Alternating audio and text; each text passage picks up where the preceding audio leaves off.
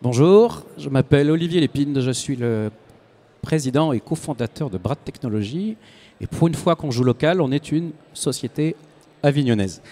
Et donc je vais vous parler de Brad Technologies qui s'est donné comme mission d'être la voix de la santé du sol. C'est ambitieux, mais on l'est. Alors, est-ce que ça marche? Toc.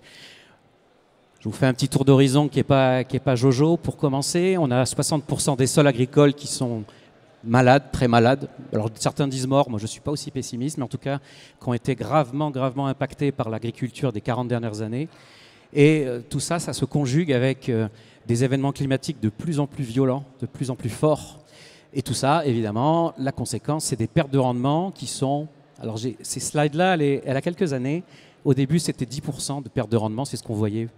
Puis c'est devenu 20% et aujourd'hui c'est 40% et je n'ai pas encore les résultats de cette année. Malheureusement, c'est une tendance très forte. Les événements climatiques de pluie, de sécheresse, de grêle, de gel, qui sont tout aussi imprévisibles que de plus en plus violents, font qu'aujourd'hui, on va vers des rendements qui baissent en conjuguant tout ça. Alors, ça pourrait être un peu triste, cette histoire, si on n'avait pas quand même une communauté agricole qui se mobilise pour réinventer quelque part la façon de produire en s'appuyant beaucoup plus sur le sol. Le sol a des super pouvoirs dans la mesure où on le laisse les exercer.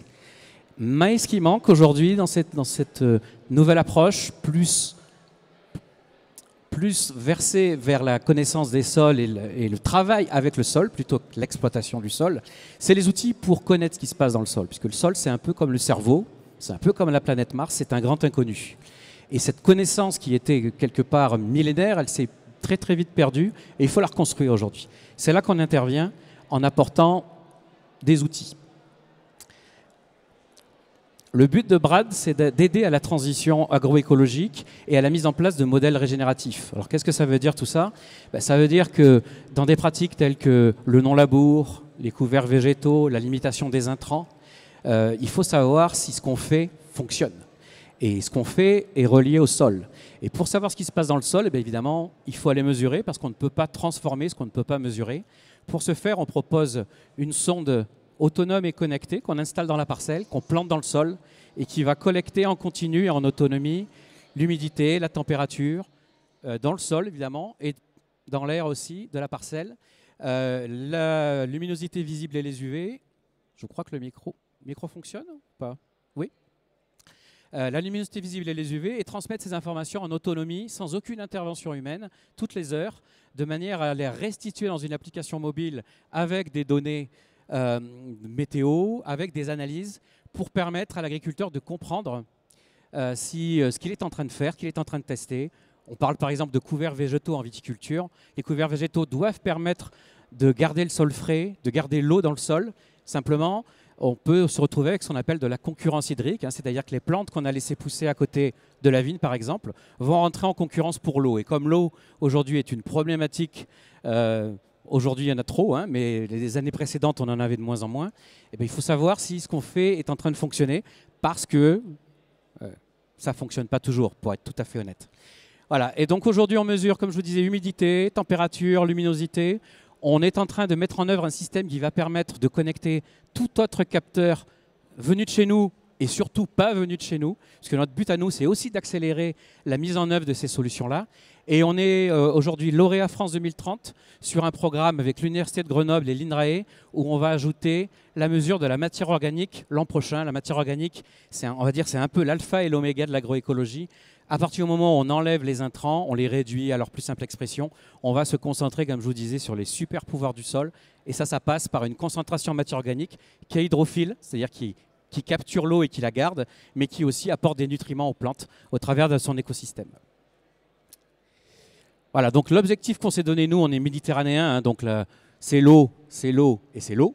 Même s'il y en a trop cette année, c'est un épiphénomène, il ne faut pas se tromper.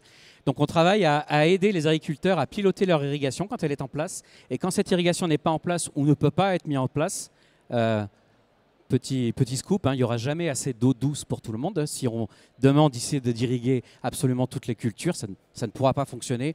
On le voit déjà au sud de la Méditerranée, au Maroc, où on a un pilote. 93% de l'eau est utilisée par l'agriculture, il n'y en a déjà plus assez. En Algérie, c'est encore pire, c'est 97%. Et on a des villages qui n'ont plus d'eau. Donc de toute façon, cette eau, elle est de plus en plus rare, elle va devenir de plus en plus chère et il faut la partager. Donc piloter l'irrigation, mettre la juste dose d'eau en utilisant les capacités du sol à la garder, c'est fondamental. Limiter l'évaporation et permettre à la plante d'être dans un confort hydrique qui lui permette de pousser correctement.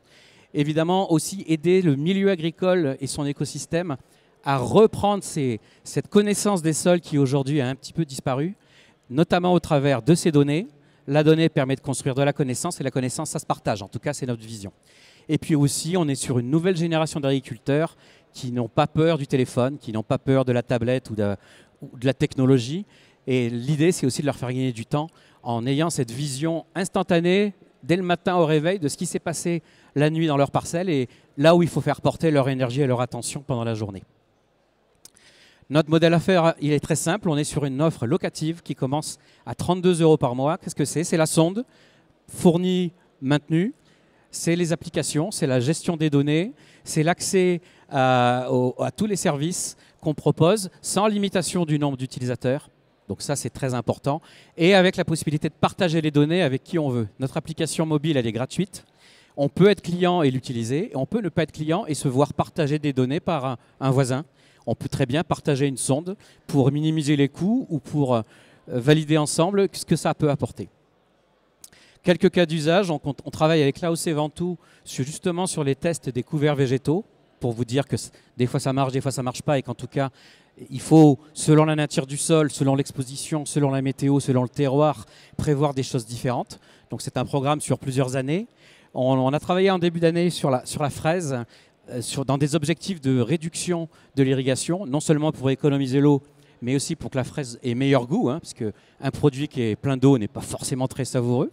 Donc c'est un double sujet. On travaille depuis peu avec la cosmétique, donc sur des sujets d'accompagnement des producteurs sur les principes actifs des plantes. Comment, en modulant l'irrigation, en sachant mieux ce qui se passe dans le sol, on obtient des principes actifs qui sont plus qualitatifs, tout en économisant l'eau. Encore une fois, il y a toujours ce fil directeur. Et puis on a aussi un pilote, je vous parlais du Maroc, on a un premier pilote au Maroc, on est en train de mettre en place des pilotes en Inde également, qui est un pays avec lequel on veut travailler, justement pour observer toute cette problématique autour de l'eau de l'irrigation qui sont au sud de la Méditerranée aujourd'hui, mais qui sont en train de se déplacer assez rapidement sur l'Espagne et puis même sur l'Occitanie déjà, du côté des Pyrénées-Orientales par exemple, où il y a vraiment une crise de l'eau déjà. Pour info, la ville de Barcelone importe de l'eau par bateau de Marseille cette année. Donc juste pour vous donner un ordre d'idée de la situation dans laquelle on est aujourd'hui, il y a vraiment urgence à mieux gérer cette ressource qu'on a cru abondante indéfiniment, mais qui aujourd'hui commence un petit peu à peiner. Voilà, donc je vous parlais du capteur de matière organique. C'est la première fois qu'on collabore avec la recherche publique, avec l'INRAE. C'est un capteur qui va permettre de mesurer la matière organique dans les sols. C'est une mesure qui est très difficile à obtenir aujourd'hui et dont on a tendance à considérer qu'elle ne varie pas, tout simplement parce qu'on ne la mesure pas, donc pour être tout à fait honnête. On a acquis le brevet pour cette technologie, on est en train de la maturer technologiquement. On va la tester, la valider avec l'INRAE, le centre de Poitiers Nouvelle-Aquitaine, pour une commercialisation l'an prochain, comme une option de notre sonde existante. Le but pour nous, c'est une fois qu'on a ce socle de la solution hardware, software, c'est de rajouter des étapes, toujours en écoutant le marché, savoir de quoi l'agriculteur a besoin. Et très clairement, l'agriculteur méditerranéen au moins, il a besoin de la mesure de l'eau, la mesure de son sol, et il a besoin de la mesure de la matière organique. Voilà, j'ai fait bref. Si vous avez des questions, je serai heureux d'y répondre. Merci beaucoup, Olivier. Donc, je pense que tu as posé la question. Donc, si jamais il n'y a pas de questions maintenant, donc Olivier est juste derrière. Donc, n'hésitez pas à aller venez le voir. Donc, on va passer au suivant. Donc,